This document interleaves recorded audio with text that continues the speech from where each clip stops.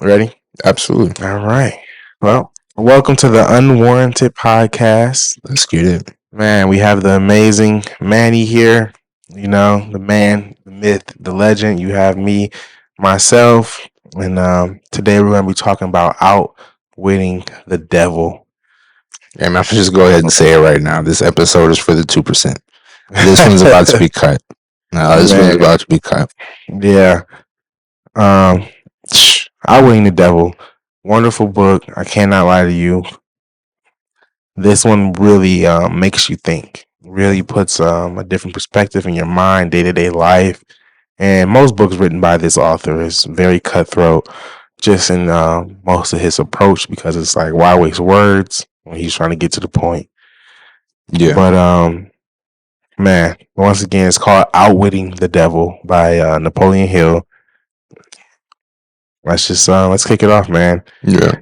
In the beginning of the book, you know, he spoke about being he's like an understudy to Andrew Carnegie, Mm. and discussion they had where Carnegie told him, you know, to basically go after this level of information and to um that it wouldn't be rewarding in the beginning, you know, that it would be something rewarding down the line. That's why most don't do it, you know, and that Yeah. was to just, he said, don't study the successes, study the failures. And he said you can learn more from failures than you can the successes. You Yeah. know, like you can learn more from what not to do, right? Mm. And so that's, but he also said something that in that in that moment Napoleon Hill did not understand, but he did later on, which led to him creating the conversation with the devil, Yeah. which was to understand your other self. You Yeah. know, and that was I mean, like he said in that moment, he was like, I don't really know what he meant by that, but you know, Yeah. I'm gonna get started on this. Did you repeat one time what Carnegie said to Napoleon? Understanding your other self. Mm. So which, as you know, go through the book, really understand your other self is just understanding intuition. You know what I'm saying? That's what they're talking about, you know. Yeah. And just that, you know, because Carnegie, you know, as it continued on before he got to the, you know, the interview with the devil, he said he took, you know, he was like trying to get some money for the publishing for his book. Yeah. And he completely followed intuition through and through. Mm. You know, like he had like, you know, intuitive thought to ask his, you know, brother-in-law for like some money so he can get, you know, get to Philadelphia. And then in Philadelphia, he had to just not figure out, but trust his intuition to show him the person that's going to be, you know, fund, you know, him for publishing his book. You know, so he went not knowing, you know what I'm saying, whatsoever, who's gonna do this for me. You know what I'm saying? Who I want to do this with. And he was like, you know, I was taking a little bit of money I had, about to get a little motel. Intuition said, nah, go get a nice fancy spot. You know what I'm saying? He's like, yeah, that's what I did. You know what I'm saying? It was like, you know, he was just talking about the way life was like what is going on, you know what I'm saying? Like, you know, just kind of like outside of himself, because it's like you're making your decisions off that, you know, intuitive feeling that like, what do you think you're supposed to, okay, just do that, you know what I'm saying? And don't break everything down and make everything so like a logical decision, you know what I'm saying? You're just, and this is Napoleon Hill. Here's Napoleon Hill, yeah. You know, that was the in the first like 2 chapters, this is just what he was explaining on how he got to that point where, you know, now he's breaking down these different ideas and things with that through the conversation with the devil for you to avoid failure. Yeah. You know what I'm saying? And that was by studying failure. Mm-hmm. And but yeah, it was just, you know, read the book. You know, it's very interesting. And was that his first book that he dropped with that after that publishing with that story? Was it Think and Grow Rich? I'm not sure. I don't think it was Think and Grow. I don't think Think and Grow Rich was his first book. Mm-hmm. One of the Master Keys first. Not entirely sure. His resume is stout. Yeah, right. Yeah, I don't know at all. But regardless though, yeah, but that was his, you know, little story. You know, there is a, you know, more to it and all that, but he was embracing, you know, intuitive thought movement, you know, and yeah, it was huge for him. Yeah. Yeah. But so I mean, I think that speaks a lot of volumes though. You know what Yeah. I'm saying? Trusting your intuition. You know, and you can see it in a person like that. I mean, how many people would really be willing to take that sort of risk? You know Yeah. what I'm saying? To strictly, you know, go to a new place and follow all what comes from inside. You know what I'm saying? You know, that takes a big risk. But obviously, based on, you know, anybody listening to this probably has some sort of clue who Napoleon Hill is. You know, Yeah. it was Hey, obviously think and worth grow it. rich, man. You know, But yeah, yeah, you know, who knows like what you gotta think about that. Like this is not something that's like you can easily just do. yeah, You know, you can say like, oh, I'm gonna do that, I'm follow my intuition. yeah, Okay, but then you start listening to it and like you're questioning the hell out of it, you know, yeah, like yeah. No pun intended. you know, yeah, literally, you know, No like pun you're intended. like, but that's all. That's one of the many tools that the devil may use to get to you. You know, personally listening to this, you know, listening to this book, going back over it, it just reminded me, and just you know, how many ways we as people have like open doors for the devil to creep in on us, you know. And it's not always just these major things, you know. Yeah, It be the simplest stuff, you know, the yeah, simplest things, the simplest decisions that you're making, you know, and make you realize that you're letting that creep in. And once you let that creep in, you know, then you're gonna let in other things, you know, creep in. Now you're procrastinating, you know, which, you know, basically you're drifting now, and yeah. you know, it gets into all that. You know, obviously And we're going to touch that yeah. and what that really is in the breakdown of that. But I think, you know, that was a great introduction. Obviously, a little backstory about, you know, Napoleon Hill's life. But even before we get, you know, truly started into the book after that chapter, man, who would you recommend this book to? Because this book isn't really, it's highly underrated. Let's start there. This book is highly underrated. I read Think and Grow Rich, I think when I was either 17 or 18. So to find out about this book, 4 years later, I want to say 4 or 5 years later, something like that. After reading The Master Keys to Riches and some of his other novels, man, this is an underrated book. Yeah. So who would you recommend this book to? I'd probably say so. You know, I read it what about 2-3 years ago. So I don't think it's a book you start with, Not at all. but it's definitely one that you want to have, you know, in your collection. So I mean, I just recommend it to someone that you know reads these type of books in general. You know, Yeah. if you're you know more into like Napoleon Hill, Carnegie, you know all of those guys. I mean, you know a little bit. Yeah, I thought Florence Scovel shit in there, put some respect on there. Yeah. You know, goats. You know, in Yeah. that field of the power of your mind. You Yeah. know, that yeah, you know, if you want to read a book about, you know, the power, you know, it doesn't matter the age, you know what I'm saying? But, you know, this wouldn't be the first power of your mind book I would read, but it would definitely be one of the like, top 5 in there for me.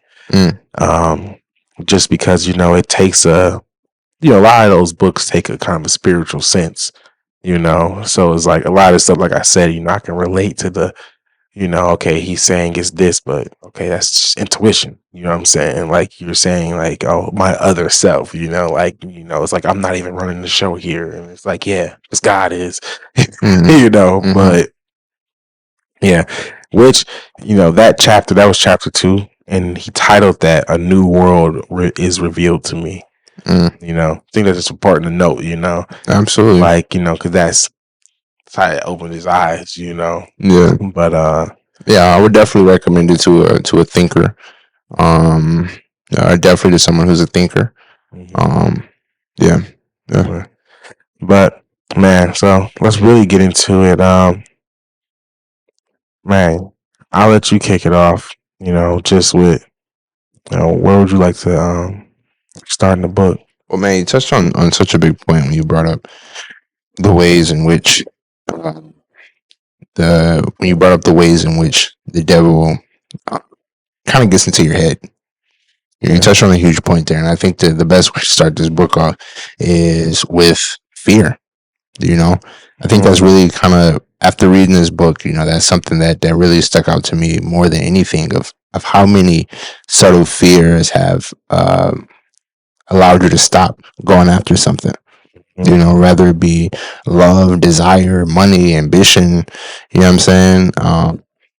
Uh, Whatever you aspire to, how many of subtle fears come in, and how many of those subtle fears have stacked up against you? You know what I'm saying? In terms of just thinking, oh, this might not happen, that might not happen, this might not happen, and then watching yourself kind of slowly drift away into that mindset of, yeah, this probably isn't for me. I'm gonna go ahead and try and do something else. Right. And slowly but surely you do that again and again and again and again in your life until you're no longer thinking positive. You're no longer going after what you want. You know what I'm saying? Mm. I think this book awakens you to the mindset of being completely conscious of the thoughts that come in, especially when you're trying to achieve something. Yeah. So I think that's the best place to kick it off, is with fear, and how this book touches on it being an interview with the devil. Like that alone, that's the reason why I started the podcast off by saying this, because this episode is only for the 2%. You know what I'm saying? Because I don't even want you to be sitting here trying to evaluate if there's truth to. It's all in the book. You know what I'm saying? There's truth to anything. It's only for the it's only for the 2%. Yeah. Yeah. Well, I agree with that. But man, fear is a great place to start with this. From this book, so to be clear, this is an interview with the devil is the approach he took.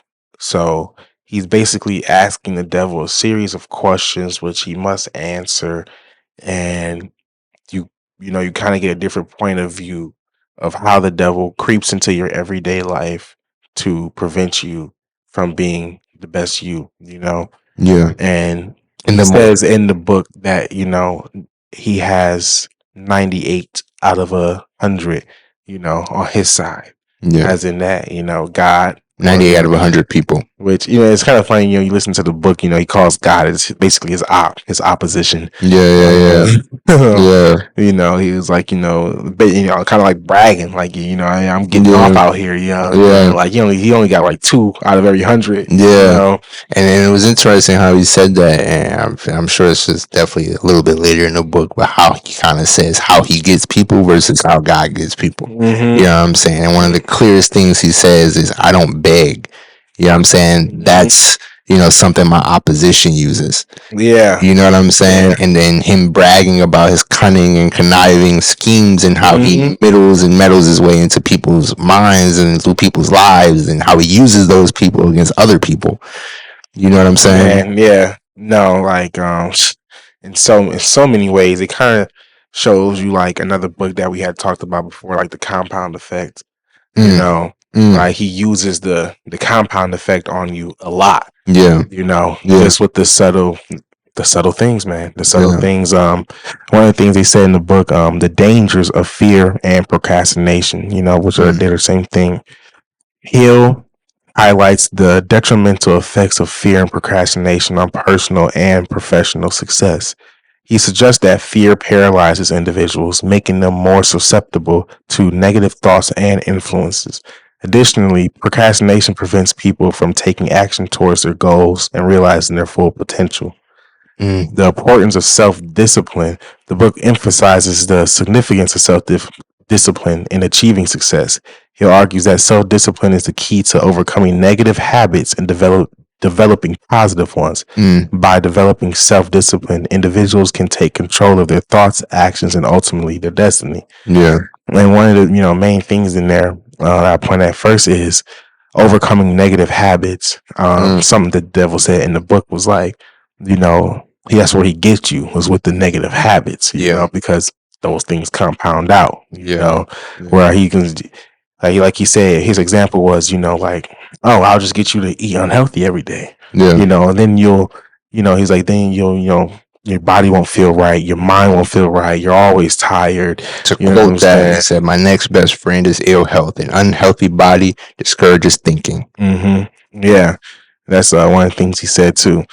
But he's attacking that. You know what I'm saying? It's one of those things, and that was actually one of his, favorite things, to do was actually attack people on the health end, with look at our nation now.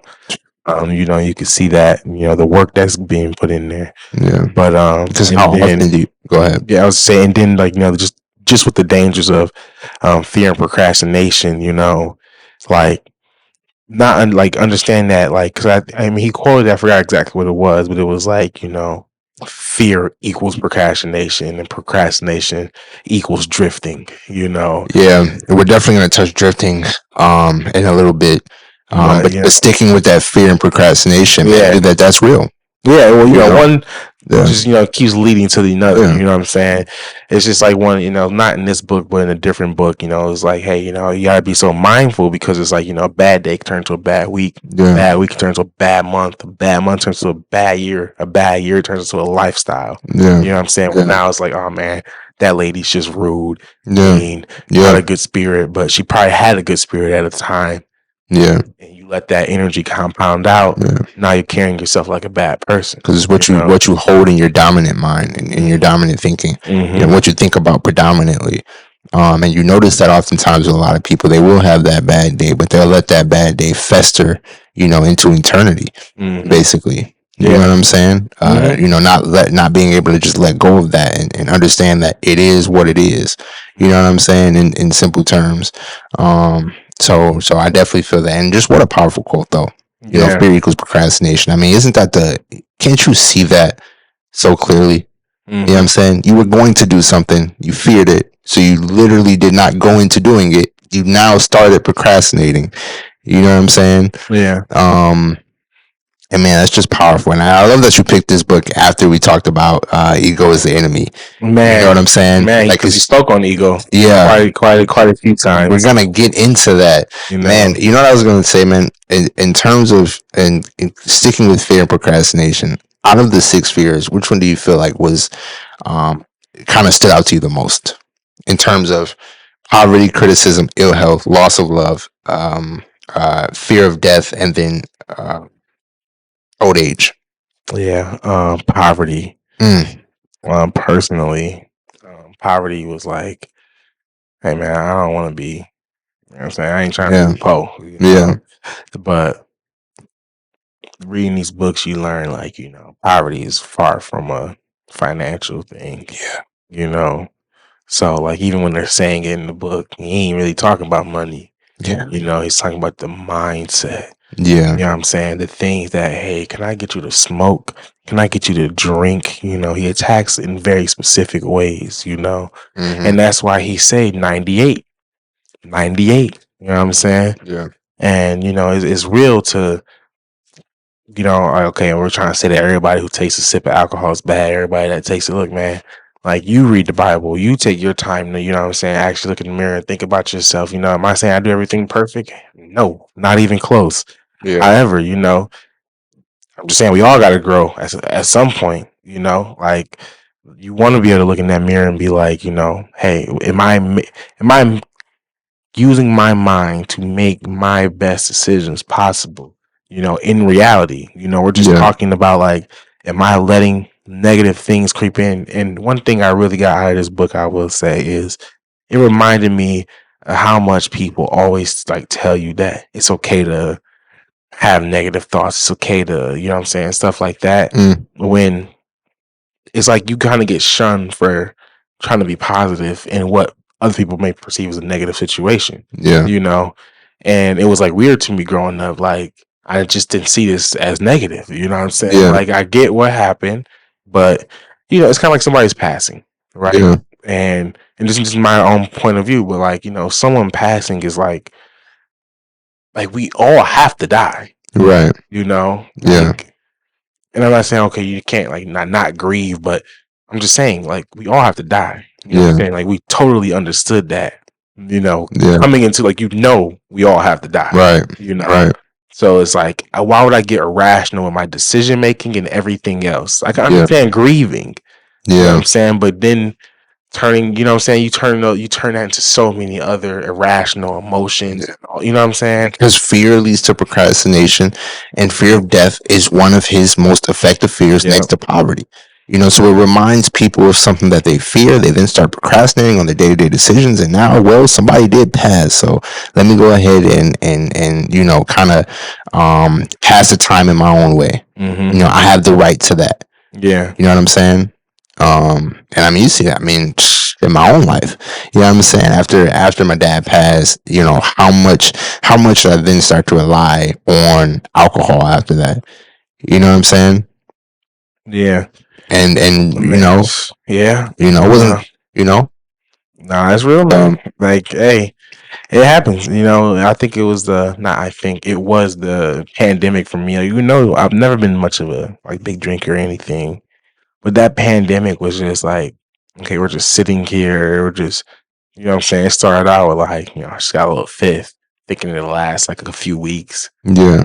It was only like 3-4 days and it's gone. It's like, okay, I'm just, hey, I ain't doing nothing but being home. So, okay, but this time I was like, I ain't trying to waste money. I went and got like a like the handle car. Yeah. It was like, yeah, bro, same days. I was like, oh no, I don't do that. You know what I'm saying? Like, I didn't buy another one. It's like, I'm not even about to let that turn into, cause I was just playing the game. I'm hitting blunts, playing the game, hitting the drink, bro. Every game was like lit. Yeah. You know what I'm saying? Cause like you're just up there. You understand? It's like, bro, the game gets boring after a while. It's like, hey, you get a little high and drunk. The party keeps going. It was all for you. So the drinking though is just because it just does so much to your body, man, and it's just not right. You know. But that's how addictions start, though, man. So subtle. Oh man, subtle. And if you don't have the self-awareness to pull yourself out of that addiction, it's over, man. Or someone around you. You only fall as far as the hands that can reach down. I forgot where that was from, but that's one of those books that we read. Your circle matters. But especially when you have people who can say, that's not you. You know what I'm saying? Yeah. Like, you got real people in your life. Hey, that's not you. You know what I'm saying? Yeah. Having friends like that or having family like that makes all the difference. Man. But, outside of that, that fear part of things, though, because, he really says fear and procrastination, same thing, right? Mm-hmm. A lot of times we say procrastination, right? Yeah. I was just procrastinating. You know what I'm saying? No, that doesn't sound as bad as I was being fearful. Get to the root of it. You know what I'm saying? Yeah. That's why wordplay, very crucial. You know what I'm saying? Yeah. Where it's like you said, get to the root of it. You're being fearful. Yeah. Right? You fear what's going to happen if you actually get your life right. Yeah. You fear having to upkeep. Bro, everything that you just listed, there's a fear for it. That's the getting your life right. You're gonna lose people you love. Fear of loss of love. You know what I'm saying? Yeah. Like, seriously, man. No, it all kind of intertwines. You know what I'm saying? And man, it's just one of those like I said, this book. It just really. I remember the first time I read it. Yeah. I just kind of had to. Let me just replay that. Yeah. Because it was so. Man, he's some of his, and it's not like I'm do I go with every word that's ever said in every book? No, you know what I'm saying. But you care about self-improvement. Yeah, you can hear the thing that's for you to hear. Exactly. You can put your ego to the side. I mean, you're not the author. It was written in 1930s or something. Man. And it's it's kind of like what I told you before. I kind of want to read a couple more Black authors. You know what I'm saying? Yeah. It's just I think he said, who was it? He's called the Rockefellers. Oh yeah, some angels. And it's hey, I'm sure in your time it was looking kind of angel-like, but that's another, especially if but that's where the author kind of, his own little bit. I think he was cool with Rockefeller. I think he was one of the people he spoke to for Think and Grow Rich. Yeah, I'm saying, Rockefeller, isn't he also the one who invested in universities? Yeah, You know, yeah. so you might have Sometimes invested he into the book a little bit too. right, and like But that's no shot against Rockefeller and who he is, but just reality. not at all. But and just to be clear, and this is like I had the list of the chapters here, right? Mm-hmm. And just to like say to you, right? So chapter 3 was a strange interview with the devil. 4 was drifting with the devil. 5 was the confession continues, right? 6 was hypnotic rhythm. Yeah. Hypnotic rhythm. Yeah. Man, I know. That might be where we ended. I got some some hypnotic. like, Yeah. No, for real. Now, we can really divulge into that. But hold on, Seeds of Fear was that next one. And that's chapter 7. Man. Seeds of Fear, man. Man. Like that's what I mean. Like the book is so like the seeds are planted in the mind so deftly that they believe them to be their own creation. Man, you say it again. The seeds are planted in the mind so deftly that they believe them to be their own creation. So right there alone. Yeah. You believe in that. Come on. Is you think you doing it to yourself? He follows that up with, I cannot do anything to the person except in that person's own mind through some form of fear, but fear of the thing which doesn't exist is just as useful to me as a thing which does exist. Man, you were quoting the devil. Man, he was saying some things. He was saying some things, man. Even when you break down the chapters, how does it sound coming off as a writer? You know what I'm saying? This really sounds like Napoleon Hill was really in his bag mentally, really sitting there, really thinking about it. You name your chapter 5, the confession continues. Doesn't that sound like an album of poetry more than it does? You know what I'm saying? More than a book. But yeah, man, I'm not sure how much. That's no. You're not underestimating. Him right there. Like he was cooking not just with the titles, but like the titles tell you a lot, and that's why I wanted to say them. Yeah, you know what I'm saying? Yeah, it's like that's where he was, like in the conversation. Like it's like you say, it's like, man, we're gonna get to drifting. Drifting was like one of the first things they talked about. Yeah, you know what I'm saying? But it hit so hard when you heard it. You know what I'm saying? Yeah. Like, cause man, you could look around and be like, I know 98 people who are drifting. You know what I'm saying? Yeah. I don't even know if I know 2. You know what I'm saying? And that's where it's like, okay, you need to be that one in your life first and foremost. Because if not, you're helping the enemy. Because that's also biblical. I don't remember the exact number, but what he say? Yeah, out of men, it was like 1 in 1,000 or something. Yeah, virtuous. Yeah. Like he out of 1,000 men, but one was you know what I'm saying, for every 1,000 men, but one was virtuous, man. Something like that, and that's why I said, man, like this episode right here is like strictly for the 2%, man, because it's only 2 of you. It's only 2 out of every 100 who listens to this episode. Who's not? Get out of the 98. Like he said, his opposition. I'll never beg. But I definitely want to. That was the point. That's the point of us being sitting here right now. You know what I'm saying? Yeah. So, possibly, hey, maybe that number changes. You know what I'm saying? Just because it's like we all got to grow a little closer to. And if you know, man, all of these books, it's like did y'all just not like saying God back then, or because y'all like say it sometimes, but most of the time you're saying infinite intelligence. Yeah, that's what he was calling the storehouse of wisdom. Yeah, your universal storehouse of wisdom. Yeah, like I get it. You know what I'm saying? Well, I think it's just who they were. I think when writers, especially when writers get in their bag and they really start cooking, they want to relate it to as many people as possible. And I feel like taking God, not using God's name, but basically using everything around which encompasses God, is your way of saying, but you're also relating to people who may believe in Muhammad. But they also tell you to pray. You know what I'm saying? You know, I mean, as a man, think of, he was straight saying, Heavenly Father. Yeah, we'll touch that book when we get to it. I'm just saying, Yeah, like yeah, they all kind of came from that same. I mean, even Shin, yeah, like I said, bro, makes you wonder because it's like, which one of these guys were before Shin?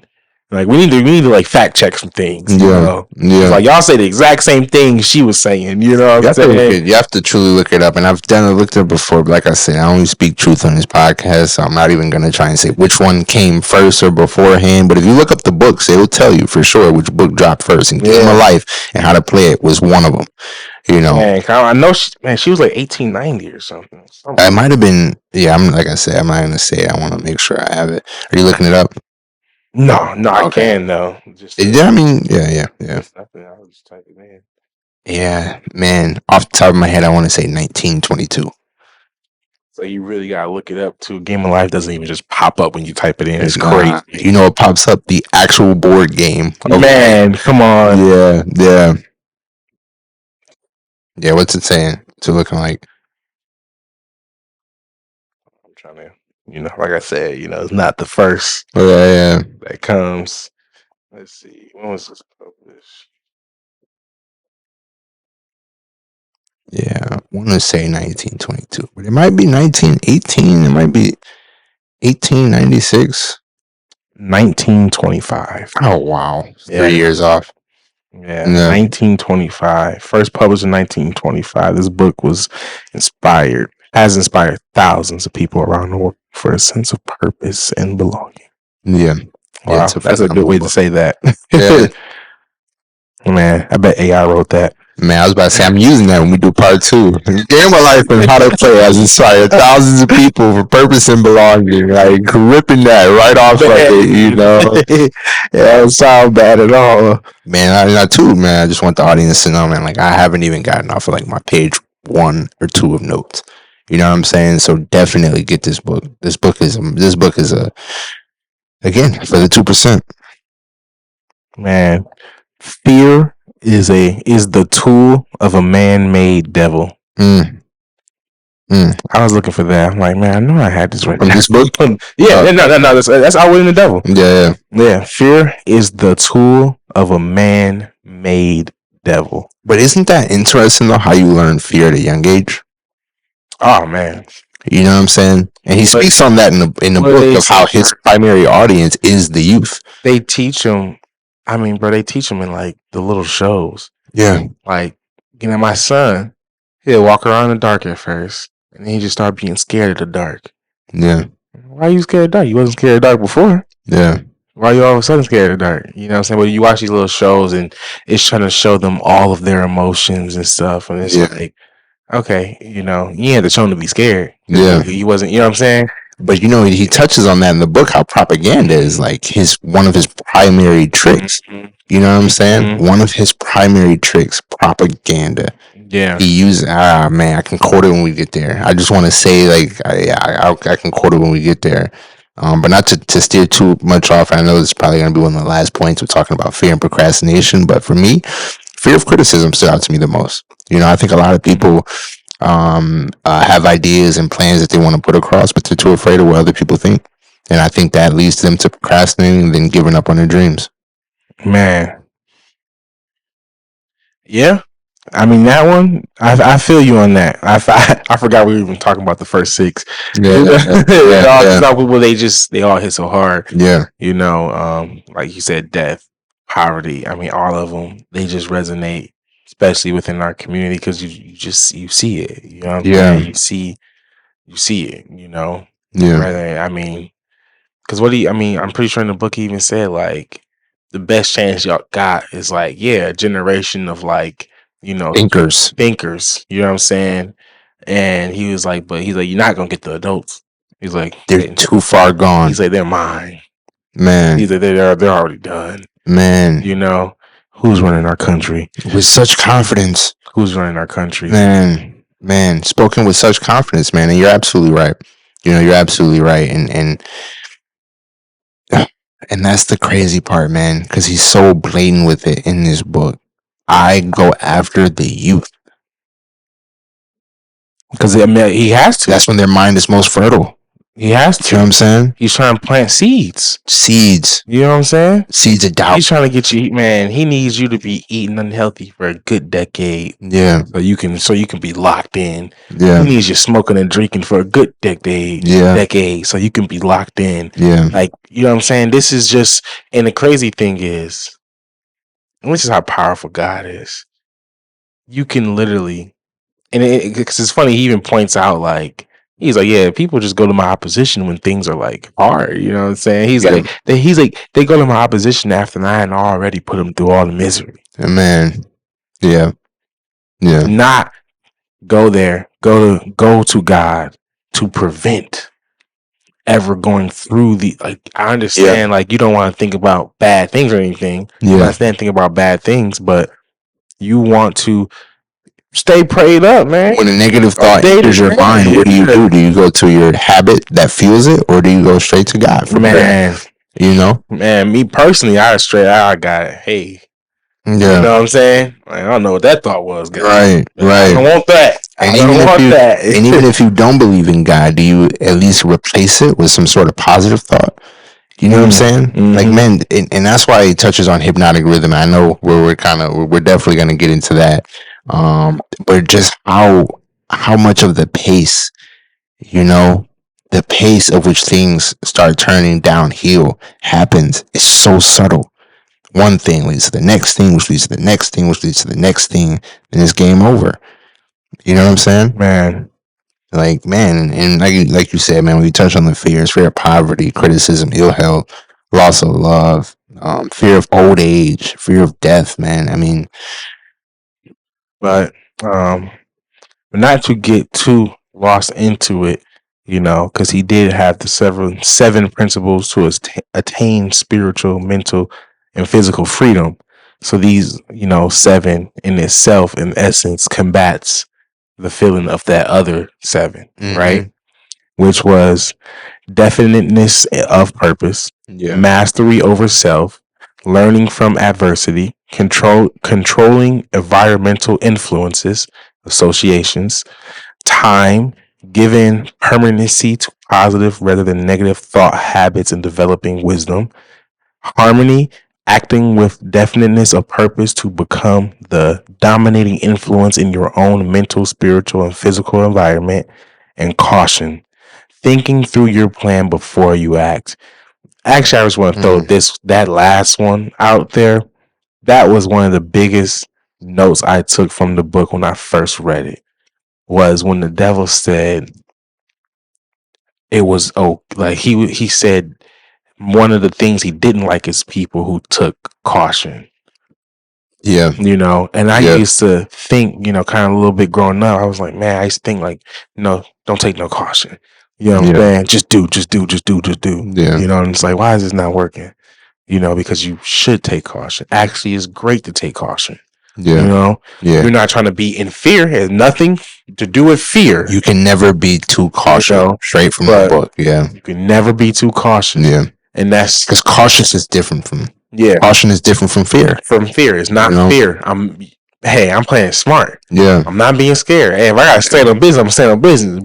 But people like, I'm not gonna force it though. Yeah. You know what I'm saying? I'm not gonna inflict myself on the situation. Right? I'm not gonna put my ego in the way.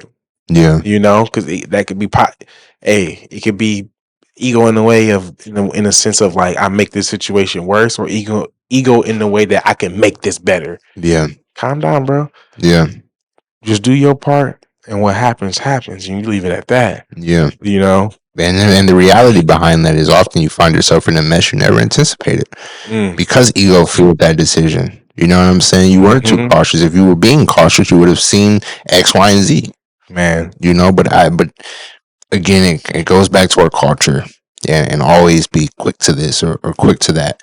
You know what I'm saying? But like, people understand how serious life is in the regard of like, hey, if you're not making the move, something's making the move against you. You know what I'm saying? Yeah. If you're not making the move, something's making the move against you. So if you're not cautious enough and seeing it like decisively, there's another force against you. You know what I'm saying? That in turn, because you didn't see it that way, will actually bring you back steps. You know what I'm Man, saying? majorly. Seriously. But out of that, out of that 7, which one do you think jumps out to you the most between definiteness of purpose, mastery over self, learning from obviously they all matter, Yeah, yeah. but learning from adversity, controlling your environmental influences, time, harmony, and caution. Oh man, wow. Like you said, all 7 really do matter. All 7 do matter. But the biggest one that stood out to me was definiteness of purpose. I think that really, I think that will set up the rest. Yeah. If you are definite in where you're going, in the direction in which you're going, it will rely on you to be disciplined. Mm-hmm. You know what I'm saying? Yeah. It will rely on you to be cautious.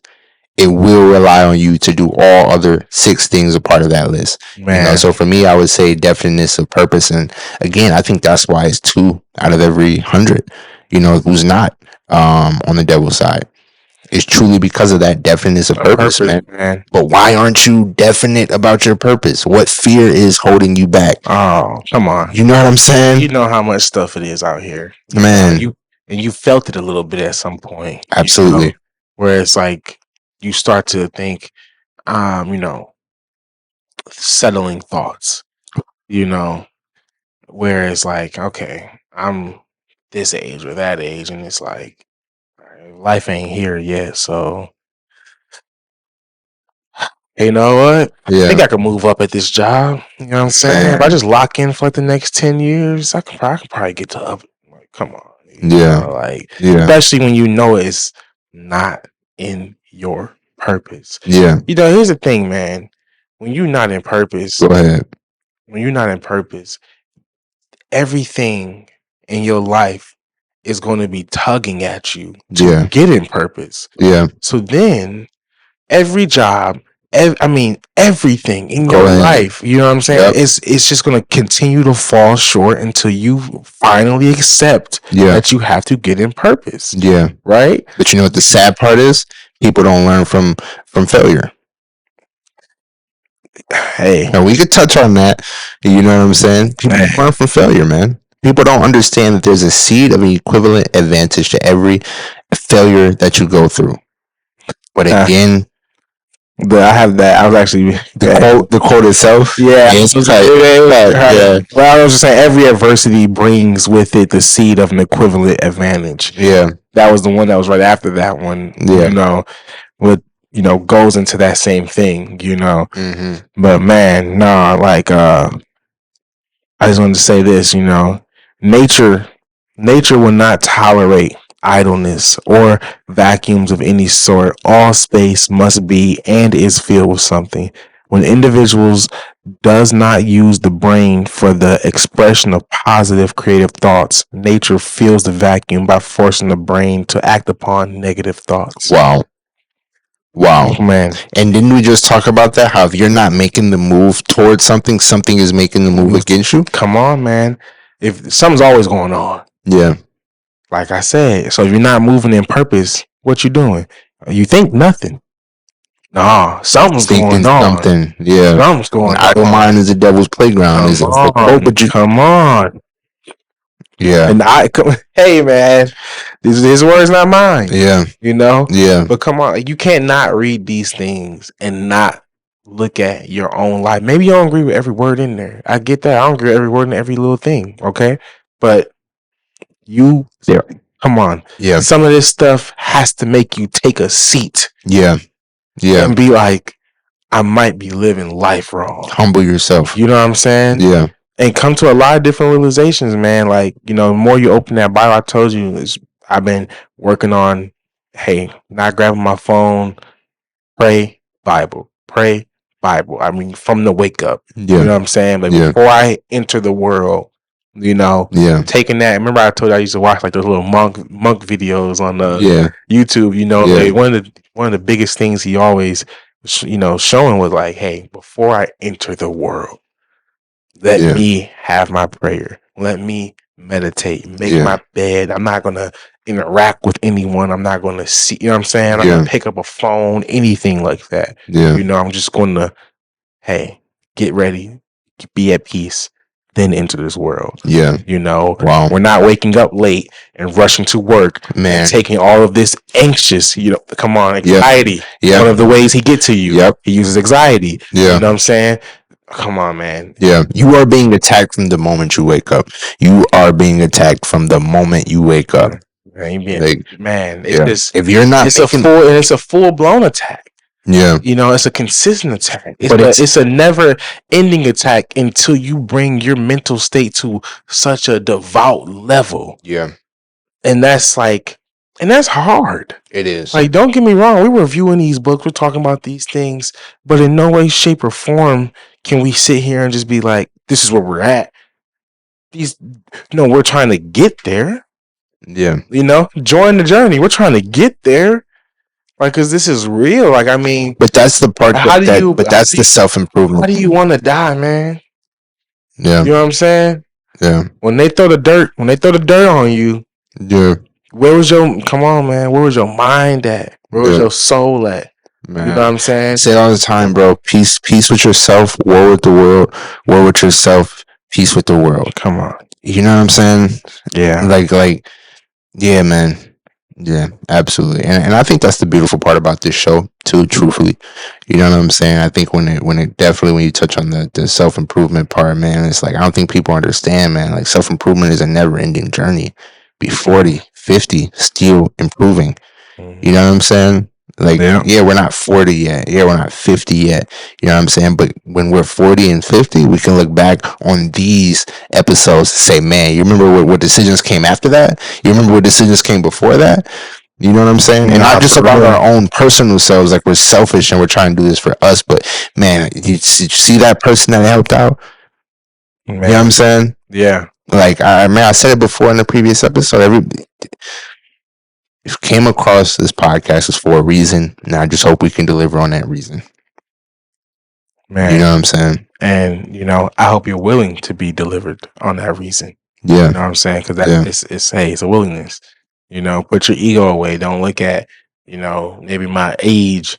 Don't look. I mean, when you look at the analytics, people who watch us the most, it's like 35 to 44. Yeah, well, I'm 27, 23. So do what you want with that. Yeah. But it's like, I'm no different than if my younger nephew comes to me or my younger brother comes to me. I mean, bro, I'll tell you right now, I was like hot-headed with my little brother one time. The one that's like, I got a lot of siblings, but the one that's closest to me in age, he's 20, same age as you, 3, right? Got a little heated, but it was the youngest brother that was like, come on, D, like, you know what I'm saying? Like, what you doing, bro? Like, and it's like, damn, yeah. Like, you know what I'm saying? But it's the one that's literally like, he just turned 17. Yeah. At the time he was like 16. Yeah. And it's like, normally I'm the example for you. Right. But the fact that you didn't be egotistical in that moment and say, hey, bro, shut up. Like you know what I'm saying? And got back no. Like, yeah. Like, you're right. You know what I'm saying? Yeah. Like, hey, let me. But how crucial is that though in life, where even in moments like that, people will have their egos up in those situations and do that. Hey, shut up, or hey, go away, or you know what I'm saying? Not even to family members, but just to other people who could be their next level. A piece of information could be their next level. No, you know what I'm saying? Or a new level in patience, or a new level in understanding. You know what I'm saying? Off of passing words. How many people are so quick to, you know what I'm saying? Man, and shoo them away. Because the truth is, it really, like you said, it's the ego. Yeah, knowing how to really put that ego to the side, right? Yeah. But it's also the fact that when you carry yourself and you getting out of character, it's like, hey, man. Yeah. Hey, you've been good. Yeah. You know what I'm saying? Yeah. Like, don't let this moment tarnish. You know what I'm saying? Hey, man, some harsh words coming out your mouth. Yeah. Yeah. Come on, don't. You know what I'm saying? Yeah. I won't hold you up. If I could, I would strictly speak like Jesus. No, nah, bro. I've been going over Matthew, Mark. You know what I'm saying? That Yeah. gave me a little bit of the breakdown on like who those people are and everything. And oh my God, bro! Just if I could speak like Jesus, where he only spoke in parables, Yeah. and like if they would like try to ask him direct questions to like get him to say something, and like he would just be like yeah, we him like you know what? Put it this way. Yeah. Like you know what I'm saying, Yeah. and then be like, so like I'm like just I ain't gonna do all that. I ain't gonna do all that. Yeah. Like, I go into a whole thing Yeah. about man, like But the Bible, it's being so but clear up here that you can even be present in those moments. man, You for know what I'm real, saying? Speaking on Jesus, like you can be yeah. present in those moments. Like I'm just you just see, man. You Yeah. just see like you don't want to mince words. You don't want to be saying things Yeah. and bringing things into the world that you truly do not want in your world. Yeah. You know, like I mean, come on, man. How many of us got friends, siblings? I mean, go down the list, parents. You keep going. You know what I'm Yeah. saying? Unks, aunties who speak negatively, Man, because it's and they might not even be a negative type person, that part. but it's just, man, it's just it might not look like a negative person, but when you start getting aware, and it's like I'm just saying, man, you walk, man, you sit in certain rooms, and it's like okay, hey guys, like let's not, you know what I'm saying? Like this is getting real. Like if we could see energy clouds around us right now, I'm just telling y'all, Yeah. y'all shit is red and black. Man. And it is swarming. Yeah. Okay. Yeah. And you just gossiping and you're just speaking negatively about others, about yourself. You know what I'm saying? Yeah. One little thing go wrong in your life, all of a sudden now you want to say like every bad. Why does every bad thing have to happen to me? Life is so effed up. Because it's so contagious. But you know what I'm That saying? right downhill is so fast, man. It's like a wildfire. Like it just, you know what I'm saying? Man, Like, and honestly, man, speaking on that, because and honestly, the sad part is it's a habit. It's a habit that's not admitted. It's a habit for you to speak like that. It's a habit for you to be in those moments and speak like that. It's a negative. And he says this, man. Napoleon Hill asked me, he said, who are your greatest enemies on earth? And he said, all who inspire people to think and act on their own initiative. Mind you, he said, all who inspire people to think and act on their own initiative. But look at who our opposition is. We're inspiring people to think and act on their own. You know what I'm saying? And he follows that up by saying habits come in pairs. Any habit that weakens one's willpower initiates a state of its relatives to move in and take possession of the mind. That's how it goes from cigarettes to drinking. You know what I'm saying? To drinking and driving. Man. Becoming a repeat offender. Man. Like, man. How'd you get 4 DUIs? Yeah. I ain't even being funny. I worked in kitchens, bro. Yeah. I know guys that are like 52 riding bikes to work off 4, 5 DUIs. Yeah. You got DUIs when the license is already taken. Yeah. Come on, man. Yeah. Like, just dumb. Yeah.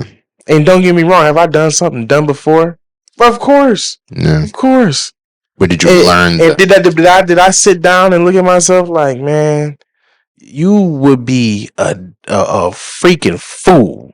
Yeah. A straight fool that should be punished if you repeat what you just did, D. But man, you said it so clearly, and oftentimes, man, it's such a people don't realize how thin of a line it is between where they are currently and where they don't want to be. You know what I'm saying? You said it before: a bad day, bad week, bad month, bad year is a bad lifestyle. Mm-hmm. You know what I'm saying? Like, come on, man. Come on. You know what I'm saying? You know, so I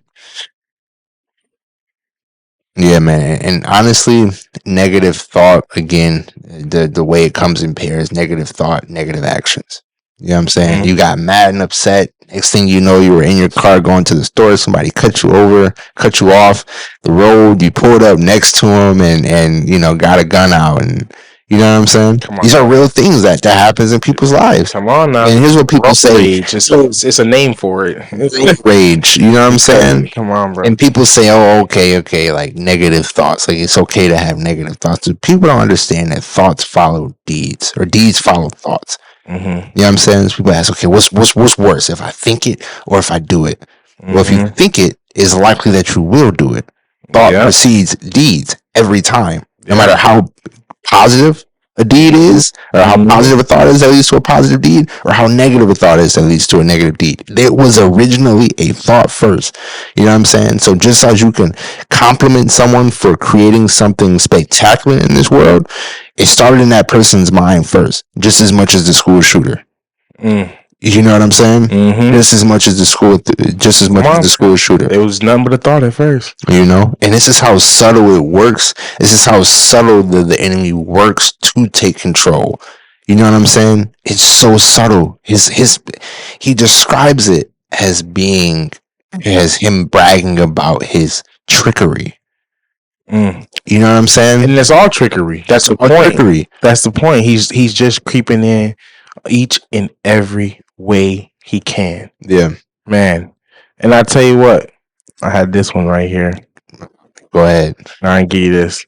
The person who moves with definiteness recognizes the difference between temporary defeat and failure. Yeah. When plans fail, he substitutes others, but he does not change his purpose. Yeah. He perseveres. Yeah. Come on. Because how many times, just saying, go ahead, knocked down. Yeah. You know what I'm saying? Yeah. Something don't go your way. I opened this business and it failed in year 1. Yeah. And you stopped. Yeah. You completely shut it down. Yeah. You never tried again. It's because your thought pattern was, I am a failure at business, versus the thought pattern of, I failed at doing it this way, let me try something else. Man, 2 totally different planes, and that's no way those words come out their mouth though. Or you talk about people who, come on, man, you know how to make up excuses. Oh man, it's not really good. Economy. Come on, it's not, you know what I'm saying, the economy. It's not good time. It's not this. It's not that. Oh, I don't have the money. Oh, you just need a little more overhead. And then guess what? They didn't been planting all those seeds in their mind. Now you come up like, man, I'm about to start this business. Oh man, I did that before. And you know, oh my God, come on now. Yeah. And that's why it's 98. That's 98. That's why it's 98. Yeah. Come on. They come up to you with so much enthusiasm, like, hey, you're about to start a business? Like, I don't think you want to do that. Do you know what happened to me? And you know that this happens to all people who look like me? Come on, man. You know, and here's the funny part. I know we touched on this earlier, but just to finish that up, as we were talking about the enemy's trickery, it says, I don't ask anyone to believe in me. I prefer them fear me. I am no beggar. You know, I have what I want by cleverness. Force. Begging people to believe in me is the business of my opposition. I thought that was an interesting word that you put business part there. That's the business of my opposition. I just thought that was interesting. I mean, that's how they, well, it's not really the devil. It's, so, I mean, he is impersonating him to the best of his ability. Yeah. You know? Yeah. And I think he did a wonderful job to get, you know, a lot of these things across to us. He even says, I don't care if you put this book out. Yep. I don't care if you put this book out. Because if the people who I have on my team don't get you, the criticizing of others will get you. Yep. You know what I'm saying? And this ain't like a hot book. Yeah. I ain't like her. You know I know it. The only reason I know of this book is because your brother. He had the book. Yeah. Just sitting there. And I always looked at it like, I don't know, I don't really. Yeah. You know, title has devil in it. I rebuke that in the name. Yeah. You know, but man, listen, he's a huge everything. Napoleon. Yeah, he's a huge Napoleon. I read because of him. He's a huge book guy. Yeah. That man just walks inside Barnes and Nobles and will spend the same bag people go and spend on Gucci belts, and he's buying books though. Yeah, you know, and magazines. Yeah, you know, he likes to manifest up. You know, man, I told you, you know, it's definitely one of the biggest inspirations. I mean, I think he was definitely the first person I ever saw where it was like, you know, I remember seeing the magazines and the visuals inside the magazines of the newest fashion this or the newest watch this, and actually within months seeing him have those items. You know what I'm saying? So Mhm. yeah, I love Big Bro. Man, yeah, he's the man. We do have a creating business together, but as we continue, though, we're getting close to having to wrap this up, man. Oh man, are you serious?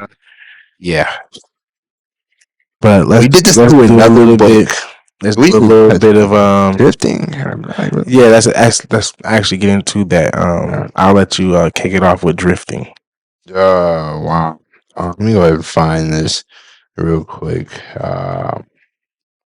Yeah, this was a great point in the book. Honestly, I love this. This was probably my favorite part of the book. Is Yeah. is the difference between Actually, let's end on drifting. Find your spot. and Let's end on drifting. All right, cool. So we'll touch hypnotic rhythm in part 2.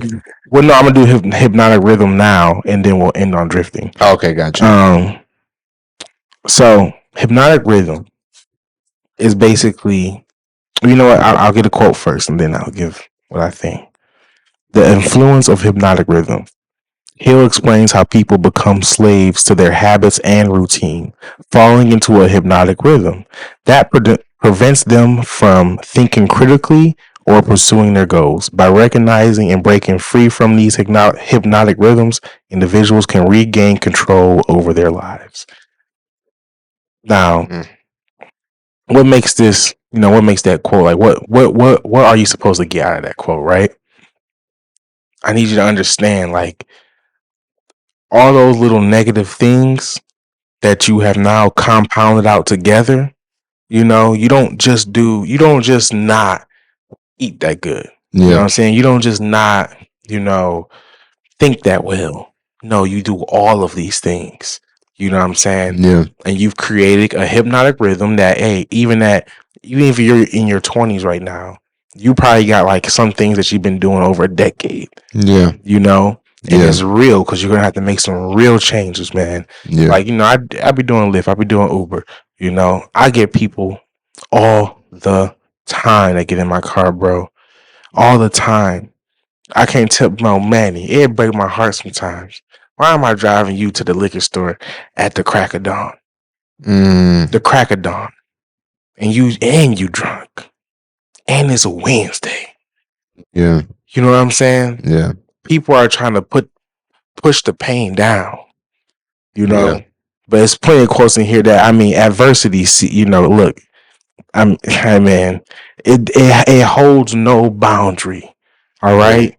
We all are going to have adversity in our lives. Yeah. We all are going to have to experience change in our lives. Right. We all are going to have to. It's just a fact. These are guarantees in life. Hey, we're all going to go one day. Yeah. You're not going to live forever. Yeah. So, like, you know what I'm saying? You have to start putting things in order in your life. Yeah.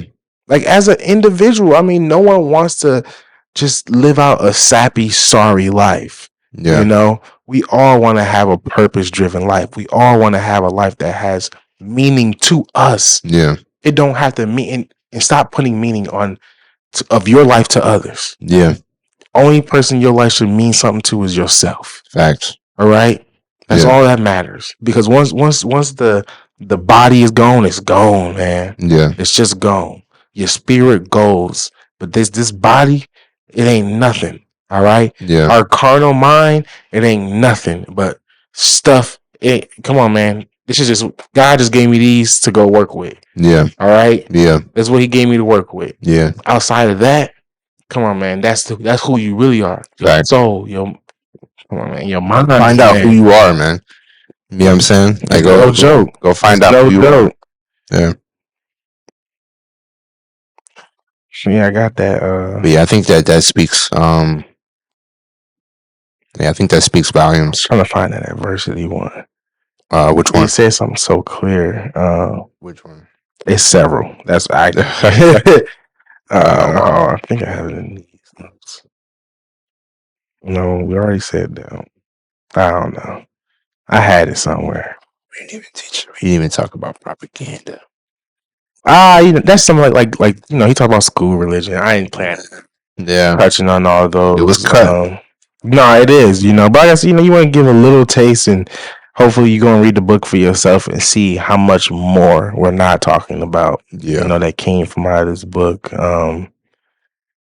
It's just, man, there's so much you can just gain, not just from this book. We've done at this point, Ego is the Enemy, Yeah. Outwitting the Devil now.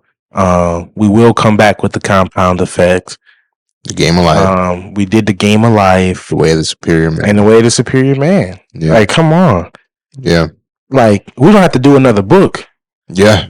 Yeah. Like, we could talk about those books all doggone year. Yeah. And you still probably ain't gonna get it, man. Seriously. Like, not even being funny, but like, those books alone right there. Yeah. And with more to come. With plenty more to come. Definitely. And plenty more great conversations to come, man. I can't wait when we start bringing guests on too. Yeah. We can, open up this conversation and like, add in that other flavor to, see what others think. Absolutely. And talk about these things, because so often, bro, we really don't even question. We just don't even question the life around us. True.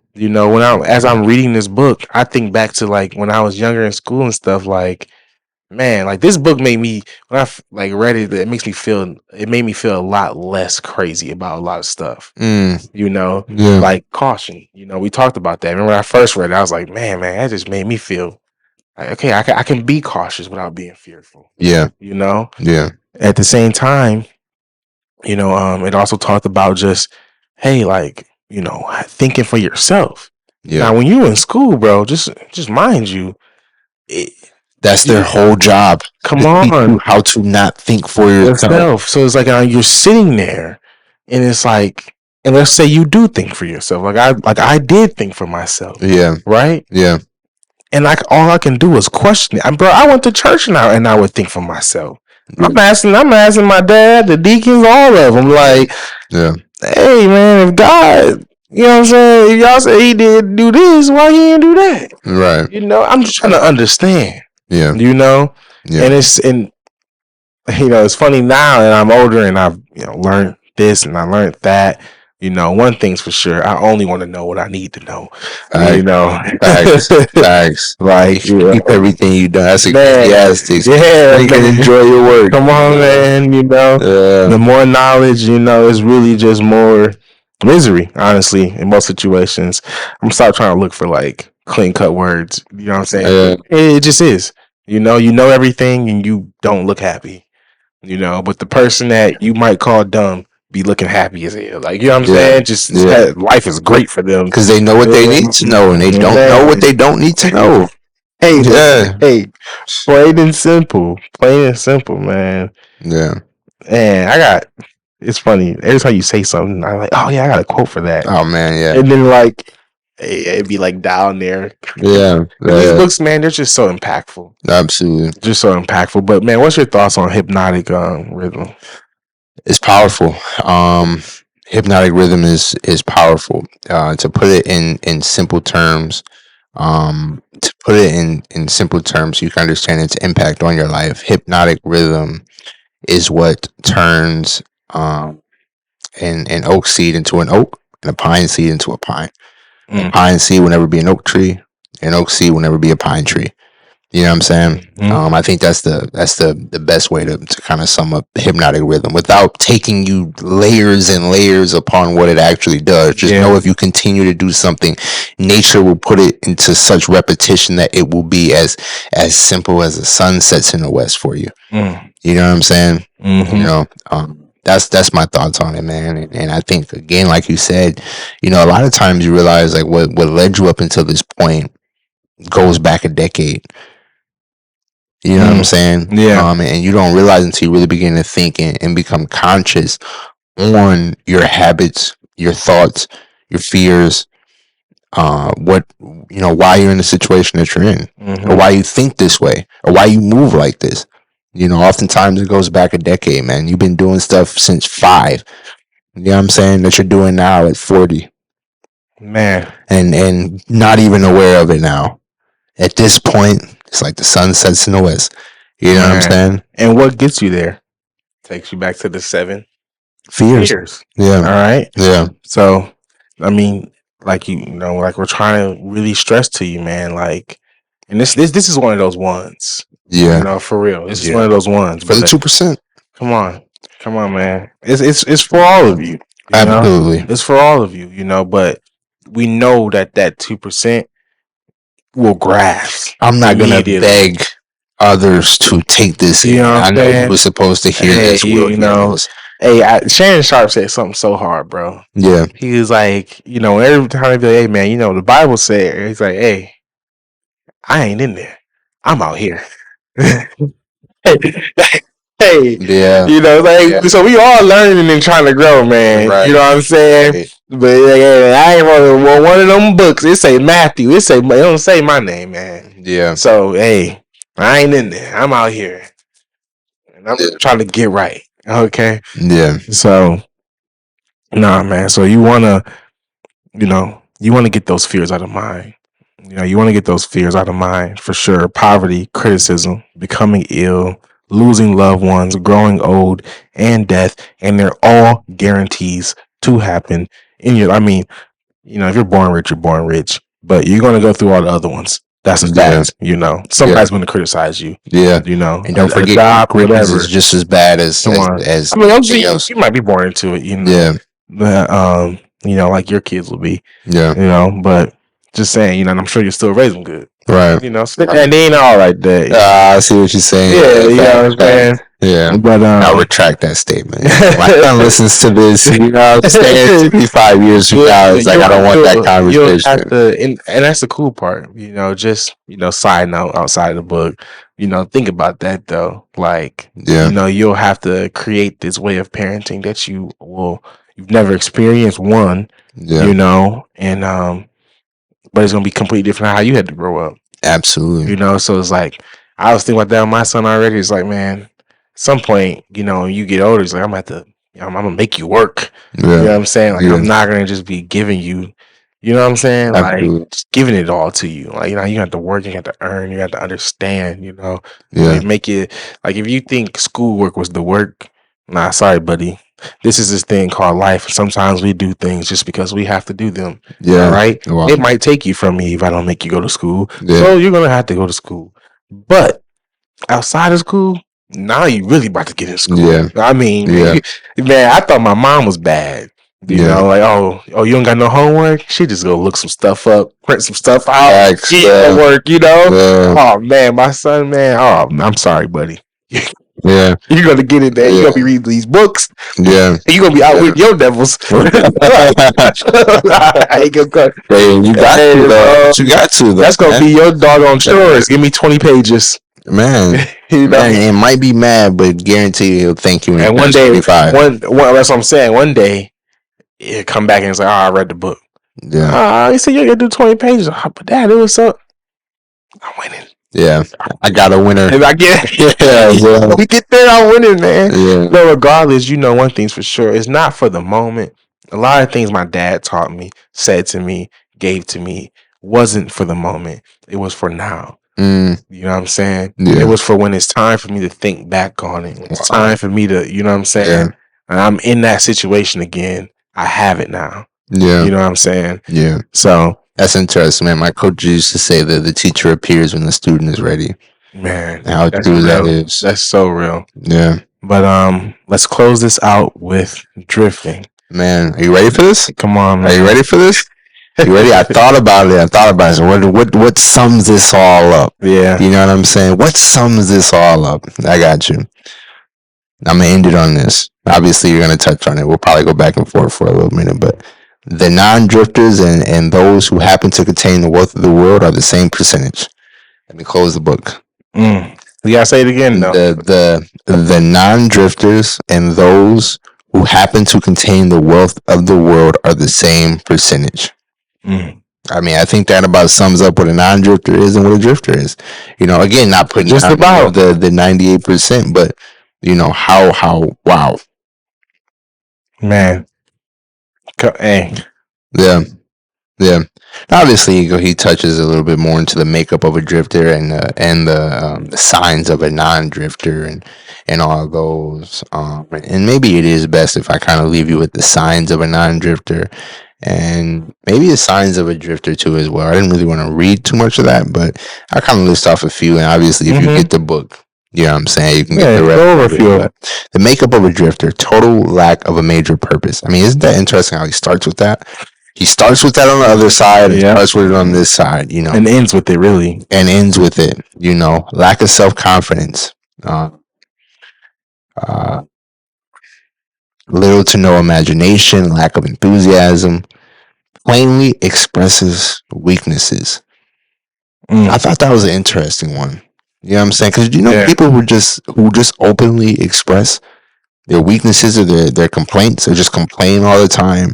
You know what I'm saying? Hear them all the time on rides. Signs of a drifter. You know, no magnetism of personality. You know, yeah, he gets a lot more cut into that too. There's actually 24 signs of a drifter. 24 signs of a drifter. That's interesting, man. Opinions on all, but no facts. If you know anybody who just completely talks, you know what I'm saying? Hey, got opinions on everything. But hey, where'd you get that from? I might need to make a separate short of just signs of a drifter. No, seriously. Because it's like, I mean, like I said, it's that good. So, you know, signs of a drifter: total lack of a major purpose, lack of self-confidence, no achievement requiring thought and effort. Lack of enthusiasm, little to no imagination, plainly expresses weaknesses, no magnetism of personality. He spends all he earns. Opinions on all, but no facts. I'm going to stop it there because that's at the 12 part. And there is 24. You definitely should get this book if you want to get the next 12. Signs of a non-drifter: always engaged in doing something definite through some well-organized plan, which is definite. Wow.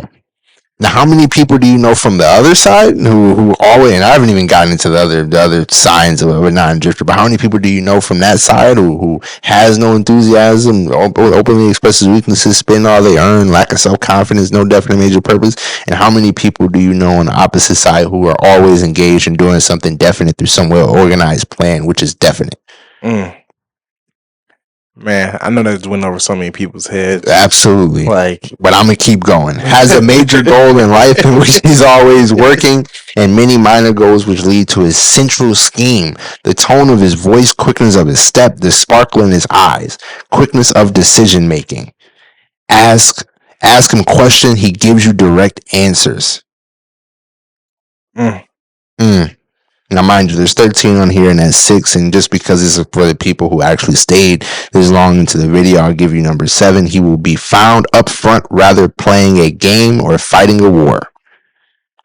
Now, how many people do you know from the right side of being a non-drifter and then from the left side of being a drifter? And you don't have to say the number, obviously, it's rhetorical, but that number is vastly separated. You know what I'm saying? No, bro. It's 2 to 98. Yeah. You know? Yeah. It's 2 to 98. And in some people's lives, they're only surrounded by 98s. So they only see 2s online. Yeah. You know? Yeah. And I think I've met some 2s in life.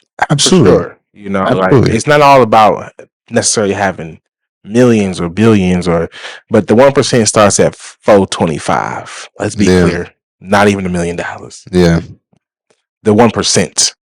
The 1%. Yeah. It's about 425. You up in there. Yeah. That's what you're getting on the yearly. And more than likely, man, especially if you're a non-drifter and you're making less than that. Yeah, I said that just because how many guys are probably regular looking out here? They are not drifting, man. Yeah. You know? Yeah. It's probably that old head in the corner of the freaking Starbucks, man. You ever talk to the old dude that be in the corner of Starbucks? I have not. Hey, a guy probably owns a couple bagel shops in the area. Yeah. You know what I'm saying? Like they be like that. Absolutely. They be so low key. Inconspicuous, I believe is the word. Aaron used to have this one like millionaire dude. They used to old dude come in and just drop gems on them all the time. Come in for like his bagel. Over Einstein's. At Einstein's, yeah. And just drop gems on them and go about his day. Yeah.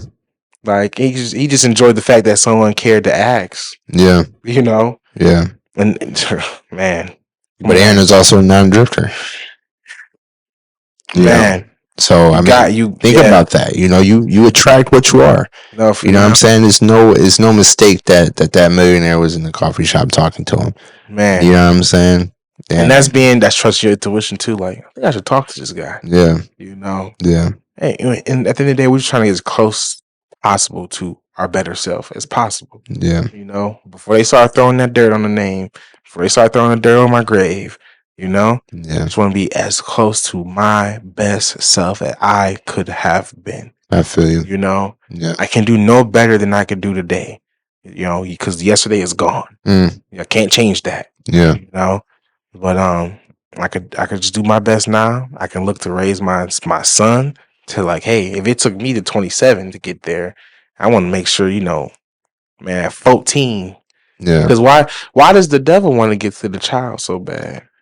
You know? To control him. Because we don't understand how many of the little habits that we are allowing into our child's lives that is opening up that devil into your child's life. You just touched something that was great when you said, why does the devil want to get to the youngin?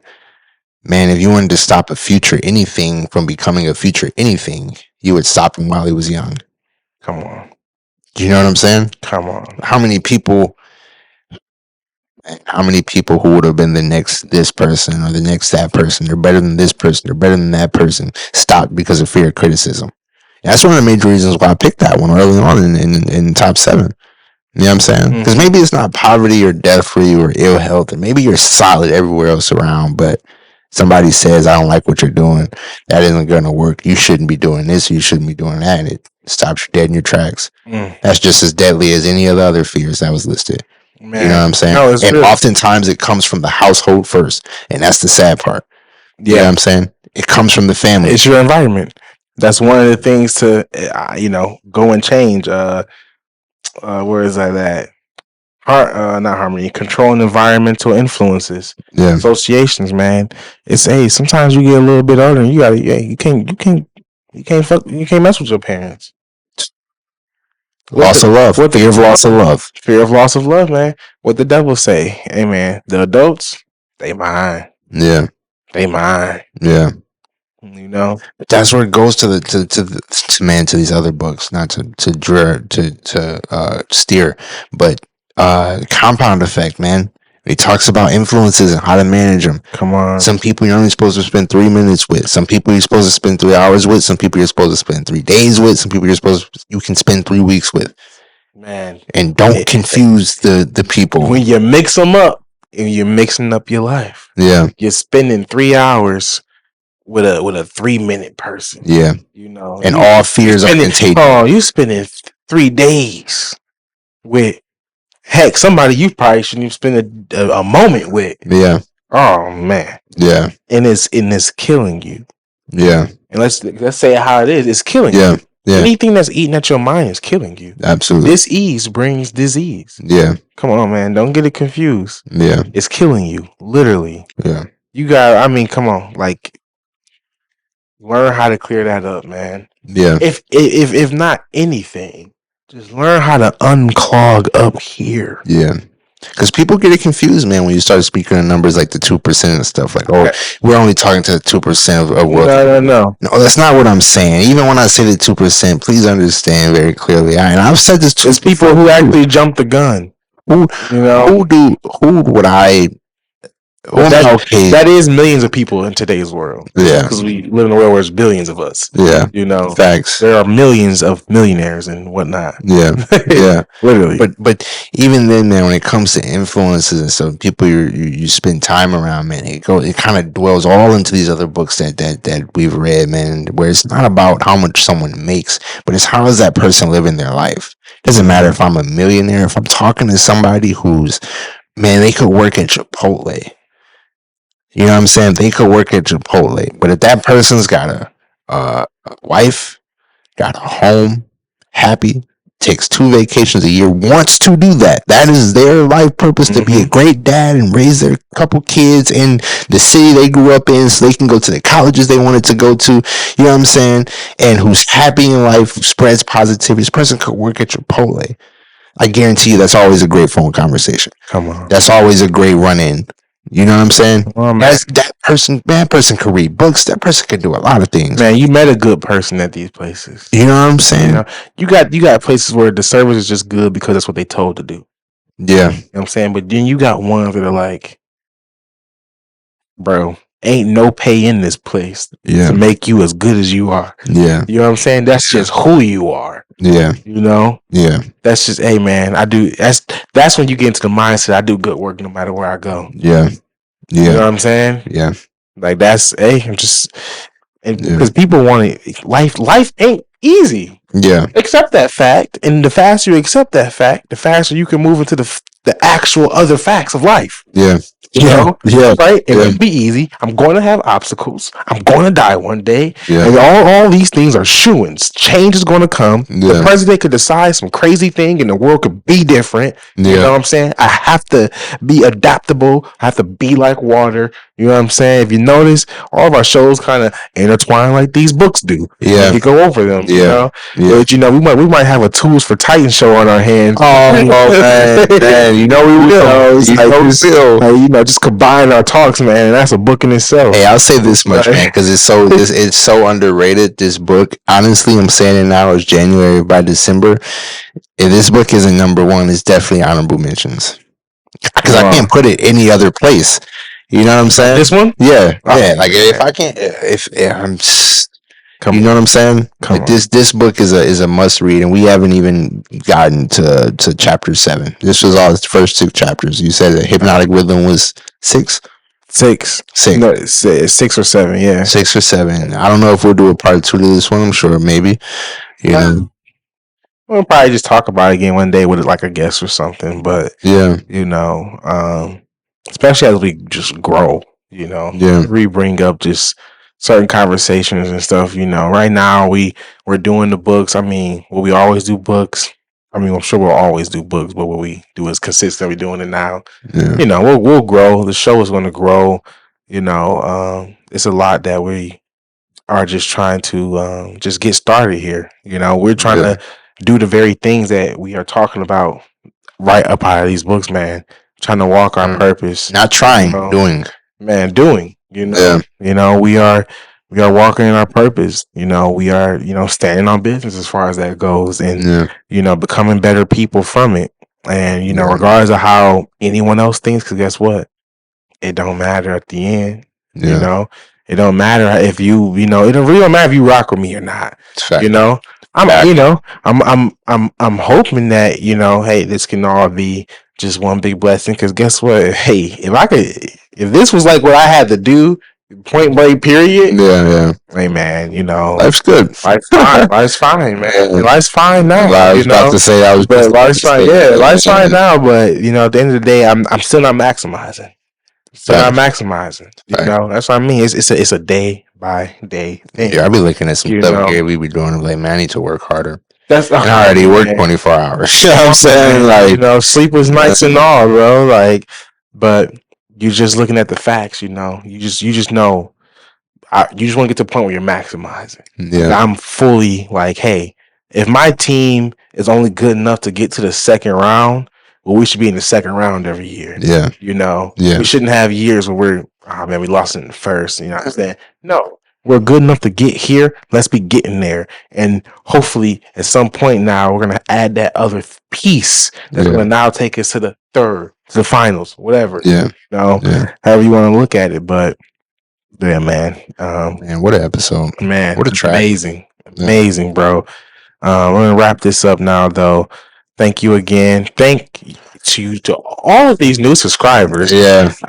We're almost at like 100 now. Yeah. And I was going to say, last time the episode was at 50 by the time the next episode comes out. And obviously we've surpassed that. So thank you to all you. We love you. Man, keep it coming, you know. Go Detroit Lions. It's going to be a pretty big game for us this weekend. Yeah. We go don't crazy if you're at the stadium. please, Yeah, please, forget Stafford. yeah, He's no better than Baker Mayfield. Who knows? But yeah, yeah, I yeah, try to be funny. yeah, But I just want to shout out obviously again this studio that we use, Executive Studios, man, and cool peoples down here. yeah, If any of you have like any kind of interest in like a podcast or they have other content rooms, and man, she's it's a wonderful lady and her staff, they're doing amazing things over here, man. Um, we just want to help them grow as we continue to grow. That's one of the yeah. key things in life. If you want to see something in your life help somebody in their life, Mm, you know. Um, Jim, I think who did prayer last? you did. I did. It Yeah. was on you, You want mine? You huh? ready for this? Yeah, All right. that's good. Everybody bow your heads. Yeah. You ready? Mm-hmm. Dear Heavenly Father, hold on one second. I gotta get this right. Gotta get this right. Dear Heavenly Father, come before you in my name of Jesus to ask you to bless over everybody who watches this. In Jesus' name, amen and amen. Amen. Amen. Amen.